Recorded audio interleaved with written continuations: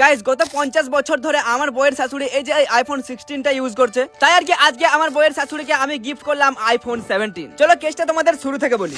বেশ কয়েক বছর ধরে আমার শরীরটা অনেক খারাপ, প্রচন্ড জ্বর এসেছে, তাই আর কি ঘুম থেকে উঠে কোথাও যাইনি, বইয়ের শাশুড়ির সঙ্গে গল্প করছিলাম। আর গাইস কয়েকদিন আগে এই যে আমার বইয়ের শাশুড়ি বলছিল তার নাকি আইফোন 16টা ভালো মতো চলছে না, ওনাকে একটা আইফোন 17 কিনে দিতে হবে। তাই আর কি 2 দিন আগে আইফোন 17 অর্ডার দিয়েছিলাম, আমার ফোনটা আজকে আসবে। তাই এখন আমি যাবো এটিএম এ টাকা আনতে। চলো বন্ধুকে একটা কল করি। Hello, what are you doing? I am going to the ATM, come to me quickly please. Yeah okay.